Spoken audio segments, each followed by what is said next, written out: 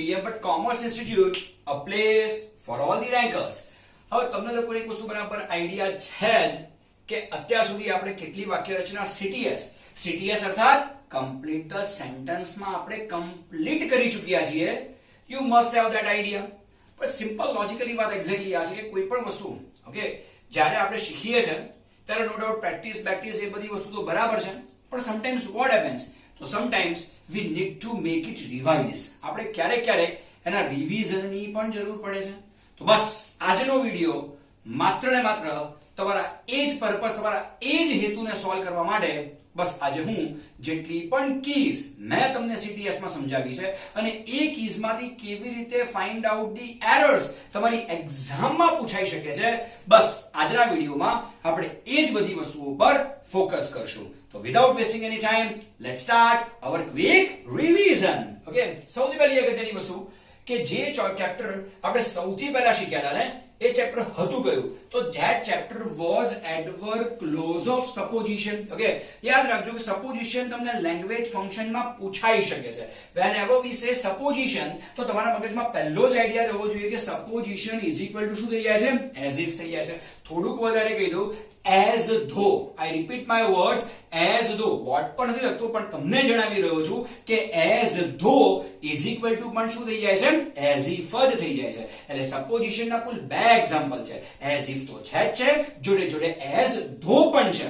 યાદ રાખવા જેવી મેટર હતી. તો પહેલી જ અગત્યની વસ્તુ કે જ્યારે પણ આપણે વાક્યમાં શું કરીએ છીએ ભાઈ? સપોઝિશન કરીએ છીએ, તો પહેલી અગત્યની વસ્તુ બરાબર બરાબર યાદ રાખજો કે adverb clause of supposition is equal to as if. અત્યારે પૂરતું as if યાદ રાખીએ એ વધારે અનુકૂળ રહેશે. હવે જ્યારે બી તમે કોઈ પણ વાક્યમાં as if યુઝ કરો છો તો યાદ કરો તમારી as if ની ચોક્કસ પ્રકારની વ્યાખ્યા. શું છે એની ચોક્કસ પ્રકારની વ્યાખ્યા? તો ભાઈ as if ની ચોક્કસ પ્રકારની વ્યાખ્યા એક્ઝેક્ટલી કયા પ્રકારની? કે જ્યારે કોઈ એક કરતા પોતે જાણે કે બીજો કોઈ એક કરતા હોય એવું હોવાનું શું કરતો હોય? ડોળ કરતો હોય, ઢોંગ કરતો હોય કે લિટરલી સ્પીકિંગ નાટક કરતો હોય. બરાબર યાદ રાખજો કે જ્યારે કોઈ એક કરતા પોતે જાણે કે બીજો કોઈ એક કરતા હોય એવું હોવાનું એ માત્ર શું કરતો હોય? ડોળ કરતો હોય, ઢોંગ કરતો હોય કે નાટક કરતો હોય. એવા સમયે તમે વાક્યમાં શું વાપરતા હતા?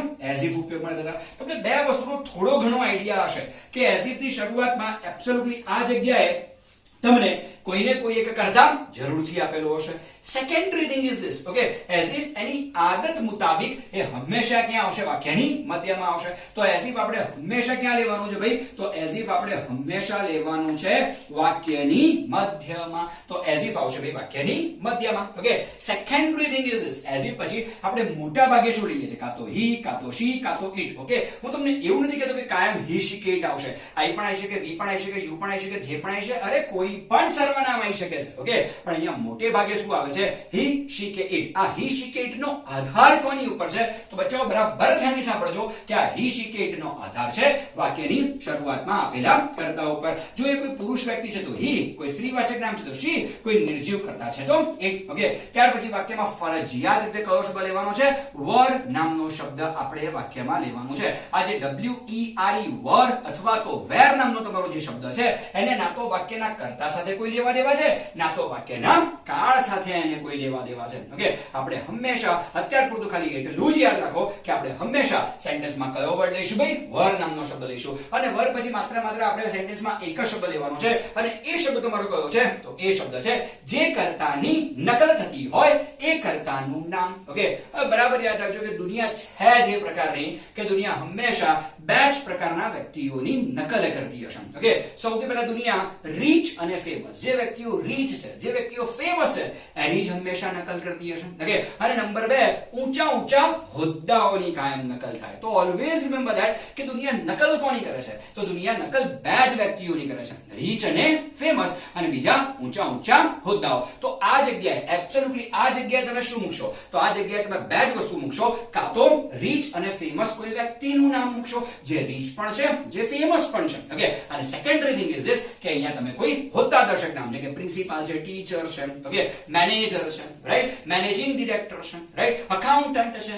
એક્ટર છે, સ્વિમર છે, ડાન્સર છે, આ બધા હોદ્દાદર્શક નામો કહી શકાય. ઓકે, પ્રાઇમ મિનિસ્ટર છે, ચીફ મિનિસ્ટર છે, આ બધા તમારા હોદ્દાદર્શક નામો છે. ઓકે, બોસ છે, એ પણ એક પ્રકારનો હોદ્દો છે. ઓકે, તો એબ્સોલ્યુટલી અહીંયા હોદ્દાદર્શક નામો તમે અહીંયા લઈ શકો છો. બસ એટલું ધ્યાન રાખજો, કોઈ રીચ અને ફેમસ કર્તાનું નામ મૂકો છો તો બેઠે બેઠું એ નામ અહીંયા મૂકી દેવાશે. પણ માની લો કે તમે અહીંયા કોઈ હોદ્દાદર્શક નામ લખો છો તો you should never ever forget one thing કે તમારે અહીંયા હોદ્દાદર્શક નામોની આગળ કયો આર્ટિકલ મૂકવો પડશે, એ અથવા એન આર્ટિકલ ફરજિયાત રીતે તમારે વાક્યમાં મૂકવો જ પડે. તો એઝ ઇફ ની કમ્પ્લીટ ચાવી શું બની જાય? તો એઝ ઇફ ની ચાવી છે સૌથી પહેલા કરતા, કરતા પછી આવશે એઝ ઇફ પછી આવશે હી, શી કે ઇટ, હી શી કે ઇટ પછી કયો શબ્દ આવશે? વર, અને વર પછી વાક્યમાં શું લખશો? જે કર્તાની નકલ થતી હોય એ કર્તાનું નામ. કાં તો અહીંયા રીચ અને ફેમસ કર્તાનું નામ આવશે, અથવા તો વાક્યમાં શું આવશે ભાઈ? અથવા તો વાક્યમાં આવી જશે ઊંચા ઊંચા હોદ્દા. હવે તમને ફાઇન્ડ આઉટ ધી એરર્સ કેવી રીતે પૂછી શકે? તો પહેલી અગત્યની વસ્તુ, જ્યારે બી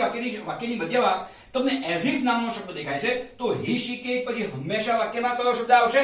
વર નામનો શબ્દ આવશે. કદાચ અહીંયા ઇઝ આપ્યું હોય, કદાચ અહીંયા આર આપ્યું હોય, પણ અહીંયા ઇઝ અને આર ને ક્યારે કોઈ એક્સપોઝર આપવામાં નથી આવતું. ધેટ્સ વાય અહીંયા ઇઝ અને આર નીચે અંડરલાઈન આપી હોય તો ઇઝ અને આર નું તમારે શું કરવાનું રહેશે? વર કરવાનું રહેશે. ઓકે, ઘણી બધી વખત એવું બની જાય કે એઝ ઇફ ની જગ્યાએ અહીંયા એઝ લખીને આપ્યું હોય કે બીજો કોઈ વર્ડ લખીને આપ્યો હોય અને એની નીચે તમને અંડરલાઈન આપી હોય, પણ તરત આપણને આઈડિયા જોવો જોઈએ કે અહીંયા હી શી કે ઇટ પછી વર નામનો શબ્દ છે. જો હી શી કે ઇટ પછી વર શબ્દ છે તો એબ્સોલ્યુટલી મારે અહીંયા એઝ નું કે બીજા કોઈ પણ કન્જક્શન ને રિપ્લેસ શેનાથી કરવું પડશે? એઝ ઇફ થી મારે વાક્યમાં કરી દેવું પડે.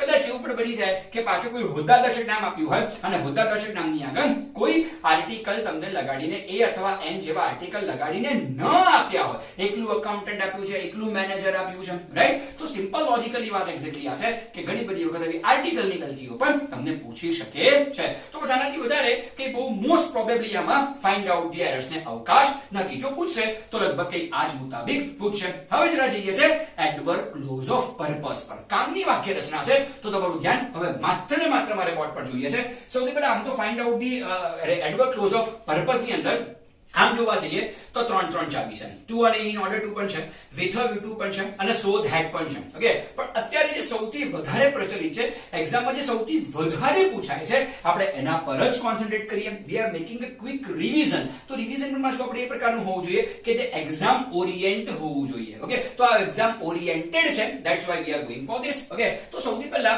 જ્યારે બી તમે એડવર્બ ક્લોઝ ઓફ પર્પસ ની વાત કરો છો, રાઈટ, તો પર્પસ માં કયા કયા શબ્દો આવશે? ઇન ઓર્ડર ટુ પ્લસ ક્રિયાપદનું મૂળ રૂપ, with a view to, so that અને ઇન ઓર્ડર ટુ. આ પાંચ શબ્દો બરાબર શું થઈ જાય છે? પર્પસ થઈ જાય છે. ઓકે, પહેલી જગ્યાની વસ્તુ, ક્યારે બી કોઈ પણ સેન્ટેન્સ પર્પસ નું હોય તો હંમેશા એક વસ્તુ યાદ રાખજો કે વાક્યની શરૂઆત તમને કોઈ એક ક્રિયાદર્શક વાક્યની આપી હશે. આપણે ક્રિયાદર્શક વાક્ય સાથે કોઈ લેવા દેવા જ નથી. ક્રિયાદર્શક વાક્ય તો આપણે વાક્યમાં કેવું રાખવાનું છે?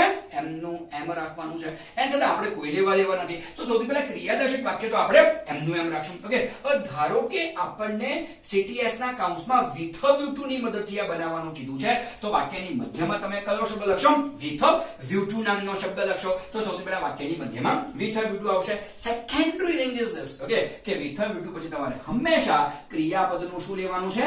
ING. યાદ રાખજો, આ વસ્તુ તમને ફાઇન્ડ આઉટ ધી એરર્સ માં બી પૂછાઈ શકે છે. ઓકે, તો સિમ્પલ લોજિક ઇઝ ધીસ કે વિથ અ વ્યૂ ટુ પછી હંમેશા ક્રિયાપદનું શું આવે છે? ING. એ ગ્રામરનો સૌથી મોટો અપવાદ છે કે ભલે વિથ અ વ્યૂ ટુ ના અંતે TO2 હોય તેમ છતાં એના પછી ક્રિયાપદનું શું આવે છે? ING આવે છે. અહીંયા એક બાબતનું ધ્યાન રાખજો કે અહીંયા તમે જે પણ ક્રિયાપદ મૂકો છો ને, ઓલવેઝ રિમેમ્બર ધીસ, અહીંયા તમે જે પણ ક્રિયાપદ મૂકો છો, અહીંયા અર્થાત ક્રિયાપદનું ING મૂકીશું, પણ અહીંયા જે પણ આપણે ક્રિયાપદ મૂકીશું એ આખું ક્રિયાપદ આ ક્રિયા પાછળનો હેતુ, ઈરાદો કે ઉદ્દેશ દર્શાવતું હોવું જોઈએ. પહેલા વાક્યમાં જે બી ક્રિયા છે એ ક્રિયા પાછળનો હેતુ, ઈરાદો કે ઉદ્દેશ આ આખું ING વર્ડ બતાવતું હોવું જોઈએ. આ જે વાક્ય છે એ વાક્ય પાછળનો હેતુ, ઈરાદો કે ઉદ્દેશ આ ING દર્શાવતું હોવું જોઈએ. અને ત્યાર પછી સેન્ટેન્સ જરા વધારે એલેબોરેટ કરવા માટે તમે સેન્ટેન્સમાં અન્ય શબ્દોનો સહારો લઈ શકો છો. પ્રમાણમાં જોવા જઈએ તો સહેલી ચાવી છે with a view to આસાનીથી બની જાય એ પ્રકારનું છે. હવે જરા જુઓ, we are talking about key 3. key 3 છે so that અને in order that. આમ જોવા જઈએ તો આ પણ પ્રમાણમાં સારું છે, પણ થોડુંક ધ્યાન આપવા જેવી બાબત તો ખરી. અહીંયા પણ સૌથી પહેલા ક્રિયાદર્શક વાક્ય આપણે કેવું રાખશું? એમનું એમ રાખશું. Okay, with a view to હંમેશા વાક્યની મધ્યમાં આવે. ઓકે, એ જ રીતે so that અને in order that ની વાક્યની મધ્યમાં તમે પ્રેમથી રહી શકો છો. ઓકે, તો સૌથી પહેલા વાક્યની મધ્યમાં આવશે so that અથવા in order that. તમને તો CTS ના કૌંસમાં લખ્યું જ હશે કે so that ની મદદથી બનાવવાનું છે કે in order that ની મદદથી બનાવવાનું છે, તો તમારે એની ચિંતા કરવાની જરૂર નથી. તો વાક્યની મધ્યમાં so that અથવા in order that. secondary thing is this, so that અને in order that પછી તમે હંમેશા વાક્યમાં શું લાવશો? કરતા. હવે બરાબર યાદ રાખો, કરતા મૂકવાની એક્ઝેક્ટલી કુલ કેટલી પદ્ધતિ છે? 2. ધ્યાન રાખજો, આ નિયમ હંમેશા કોઈ પણ CTS આવે ઘણી બધી જગ્યાએ કામ લાગશે, તો ધ્યાન રાખજો. વાક્યમાં કરતા મૂકવાની કુલ કેટલી પદ્ધતિ છે? ભાઈ 2 પદ્ધતિ છે. ઓકે, પહેલી અગત્યની કે વાક્યની શરૂઆતમાં તમને જે પણ કરતા આપ્યો છે એ કરતાનું સર્વનામ તમે આ જગ્યાએ લઈ શકો છો. Okay, just like as if, જેવું એઝ ઇફ માં કરતા હતા એવું તમે અહીંયા પણ કરી શકો છો કે વાક્યની શરૂઆતમાં જે કરતા છે એનું સર્વનામ તમે લઈ લો. એ સૌથી બેસ્ટ પદ્ધતિ છે મારા મતે. ઓકે, પણ ઘણી બધી વખત તમે વાક્યનું ગુજરાતી કદાચ એ પ્રકારનું કરો કે વાક્યની શરૂઆતનો કરતા so that કે in order that પછી સેટ નથી થઈ રહ્યો, તો આવા સમયે શું કરશો? તો આવા સમયે તમે સીધો જ બહારથી કોઈ એક કરતા લાવી શકો છો તમારા વાક્યના ગુજરાતી અનુસાર. તો અહીંયા 100 વાતની એક વાત સ્વાભાવિક છે કે કાં તો વાક્યની શરૂઆતમાં આપેલા કરતાનું સર્વનામ લઈ લો, કાં તો ડાયરેક્ટ બહારથી અલગ જ કરતા તમે અહીંયા લઈ આવો. ઓકે, ટૂંકમાં મારે 100 વાતની એક વાત, ભાઈ so that અને in order પછી મારે તો કરતા જોઈએ અને જોઈએ. કરતા પછી can could ક્રિયાપદનું મૂળરૂપ અને અન્ય શબ્દો. અહીંયા પણ એ બાબતનું ધ્યાન રાખજો કે તમે જે પણ ક્રિયાપદનું મૂળરૂપ મૂકો છો એ ક્રિયાપદનું મૂળરૂપ આ આખી ક્રિયા પાછળનો શું બતાવતો હોવો જોઈએ? હેતુ, ઈરાદો કે ઉદ્દેશ બતાવતું હોવું જોઈએ. કઈ કઈ જગ્યાએ આમાં તમને ફાઇન્ડ આઉટ ધી એરર્સ પૂછી શકે? સૌથી પહેલા with a view to પછી ing આવે, તો કાં તો આ ing વાળી જગ્યાએ તમને એરર પૂછી શકે, કાં તો with a view to ની જગ્યાએ તમને એરર પૂછી શકે છે. ઓકે, so that પછી can અને could ની જગ્યાએ તમને એરર પૂછી શકે છે. તો જેટલી જગ્યાએ મેં અહીંયા અંડરલાઈન કર્યું છે એ બધી જ જગ્યાએ તમને ફાઇન્ડ આઉટ ધી એરર્સ પૂછાઈ શકે છે. તો આટલી બાબતનું જો તમે ધ્યાન રાખો છો તો એડવર્બ ક્લોઝ ઓફ પર્પસ સહેજ પણ તમને નડવાનું તો now result. ઓકે, હવે પહેલી અગત્યની વસ્તુ કે whenever you talk about result, તો result એટલે તમારા મગજમાં આમ તો જોવા જઈએ તો 2 પ્રકારના result છે, TW2 dash dash dash dash TO2 અને second one is so dash dash dash dash that. પણ અત્યાર પૂરતું તમારે result એટલે મગજમાં માત્ર ને માત્ર લાવવાનું છે TW2 dash dash dash dash TO2. Okay, અચ્છા ચલો, પહેલી અગત્યની વસ્તુ બચ્ચા બરાબર ધ્યાનથી સાંભળજો કે આ વાક્ય રચનાની સૌથી સારામાં સારી ખાસિયત શું છે? તો આ વાક્ય રચનાની સૌથી સારામાં સારી ખાસિયત એક્ઝેક્ટલી આ છે કે ભાઈ આ વાક્ય રચના દેખીતી રીતે તમને કેવી લાગે છે? હકારાત્મક લાગે છે. પણ જ્યારે પણ તમે એનો ભાવાર્થ સમજવા જાઓ કે જ્યારે પણ તમે એનું ગુજરાતી કરવા જાઓ તો ભાવાર્થની દ્રષ્ટિએ આ વાક્ય રચના કેવી છે? ભાઈ નકારાત્મક છે. ઓકે, એટલે યાદ રાખજો આ વાક્ય રચના ક્યારેય જિંદગીમાં ક્યારેય હકારાત્મક ભાવ નથી આપતી, હંમેશા નકારાત્મક ભાવ આપે છે. નંબર 2, ઓકે, જ્યારે પણ તમે TW2 dash dash dash CO2 વાક્ય બનાવતા હોવ તો પહેલી વસ્તુ તમારે તમારા ભેજામાં ફિટ કરીને રાખવાનું છે. શું ફિટ કરીને રાખવાનું છે? તો માત્ર ને માત્ર એટલું યાદ રાખજો કે સેન્ટેન્સ તમારે એક્ટિવ વોઇસમાં બનાવવાનું છે કે સેન્ટેન્સ તમારે પેસિવ વોઇસમાં બનાવવાનું છે. that you must know at very first. તમને પહેલા એ જ ખબર પડવી જોઈએ કે સેન્ટેન્સ હું એક્ટિવમાં બનાવું કે સેન્ટેન્સ હું પેસિવમાં બનાવું. પહેલી વસ્તુ યાદ રાખજો, જો વાક્યની શરૂઆતમાં તમને કોઈ એક સજીવ કરતા આપેલો છે. હવે ઇંગ્લિશમાં સજીવ કરતાની વ્યાખ્યા આપણી થોડી અલગ હોઈ શકે છે. ઇંગ્લિશમાં સજીવ કરતા કોને કહેવાય? આપણે સજીવ, બાકી બધા નિર્જીવ. ઓકે, તો બરાબર યાદ રાખજો કે જો તમને વાક્યની શરૂઆતમાં કોઈ એક સજીવ કરતા આપેલો છે તો સેન્ટેન્સ કેવું બનાવશો? એક્ટિવ. પણ જો તમને વાક્યની શરૂઆતમાં કોઈ નિર્જીવ કરતા આપ્યો છે તો સેન્ટેન્સ તમે કેવું બનાવશો? પેસિવ બનાવશો. ઓકે, સૌથી પહેલા જો તમે એક્ટિવ સેન્ટેન્સ બનાવો, વાક્યની શરૂઆતથી જ તમને ખબર પડી જશે કે તમે સેન્ટેન્સ એક્ટિવ બનાવી રહ્યા છો કે તમે સેન્ટેન્સ પેસિવ બનાવી રહ્યા છો. એ તમને પહેલા જ ખબર પડી જશે. સૌથી પહેલા સજીવ કરતા TW2 અને એડજેક્ટિવ. ભાઈ આટલું સેન્ટેન્સ તો આપણે કેવું રાખવાનું છે? એમનું એમ રાખવાનું છે. હવે જો સેન્ટેન્સ એક્ટિવ બનાવીએ છે તો એડજેક્ટિવ પછી શું લખશો? TO2 અને TO2 પછી હંમેશા શું લેશો? ક્રિયાપદનું મૂળ રૂપ લેશો. કારણ કે વાક્ય એક્ટિવ છે એટલે 2 પછી ક્રિયાપદનું મૂળ રૂપ લઈ લેવામાં મજા છે. અહીંયા તમે ક્રિયાપદ મૂકવામાં હંમેશા કોઈક ને કોઈક પ્રોબ્લેમ ક્રિએટ કરો છો. ઓકે, તમે એક સવાલ નથી પૂછતા ને એટલે તમારું ક્રિયાપદ રોંગ આવે છે. કયું અહીંયા સવાલ પૂછવો જોઈએ? તો યાદ રાખજો, અહીંયા તમે સૌથી પહેલા એક જ સવાલ પૂછો. શું સવાલ પૂછશો? શું ના કરી શકે. જ્યાં સુધી તમે વાક્યને આ પ્રકારનો સવાલ નથી કરતા ત્યાં સુધી અહીંયા ક્રિયાપદનું મૂળ રૂપ મૂકવાની ગલતી કરવાની નથી. Keep this in your mind. તમે હંમેશા તમને ઈચ્છા થાય ક્રિયાપદ મૂકો છો. ના, ડોન્ટ ડુ ધેટ. પહેલા વાક્યને સવાલ કરો. કયો સવાલ કરો? શું ના કરી શકે. અર્થાત વાક્યની શરૂઆતમાં જે સજીવ કરતા છે એ સજીવ કરતા શું ના કરી શકે. હવે જે કામ એ ન કરી શકતો હોય એ ન થતું કામ અહીંયા મૂકો. એનું મૂળ રૂપ તમારે અહીંયા લેવાનું થશે. ઓકે, તો જ્યારે પણ તમે આવું કરો છો તો જ તમે અહીંયા એક પર્ટિક્યુલરલી એક પરફેક્ટ ક્રિયાપદનું મૂળ રૂપ મૂકી શકો. Otherwise you can't. Okay, secondary thing is this, okay, કે ચાવી નંબર 5 એ નિર્જીવ કર્તાની ચાવી છે. જો તમને રિઝલ્ટમાં એટલે કે TW2 ની શરૂઆતમાં જો તમને નિર્જીવ કર્તા આપ્યો છે તો ઓબ્વિયસ છે વાક્ય તમારું કેવું બનવાનું છે? પેસિવ વોઇસમાં બનવાનું છે. પેસિવમાં બનશે તો અહીંયા પણ TW2 અને એડજેક્ટિવ સુધીનું વાક્ય તો આપણે ભાઈ એમનું એમ જ રાખીશું. ઓકે, ત્યાર પછી TO2 પણ લખવાનું છે. પણ ભૂલતા નહીં, આ વસ્તુ પેસિવ વોઇસમાં છે અને પેસિવ વોઇસ છે એટલા માટે TO2 પછી કયો શબ્દ આવશે? બી. ફરજિયાત રીતે બી શબ્દ લેશો અને બી પછી ક્રિયાપદનું શું લખશો? Past participle. યાદ રાખો, અહીંયા ક્રિયાપદનું મૂળ રૂપ લખાય છે જ્યારે પેસિવ વોઇસમાં ક્રિયાપદનું શું લખાય છે?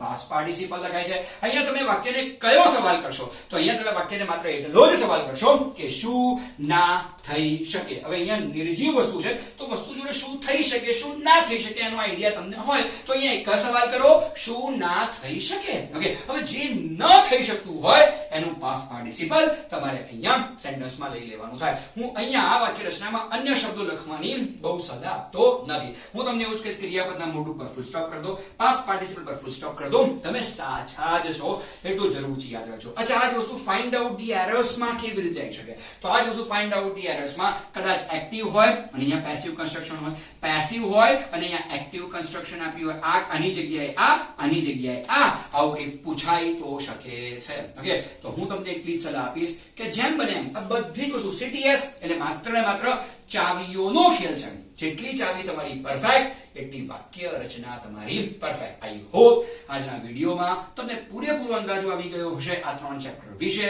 Here DM sir, signing of. Thanks for watching my videos. Thank you. Good bye.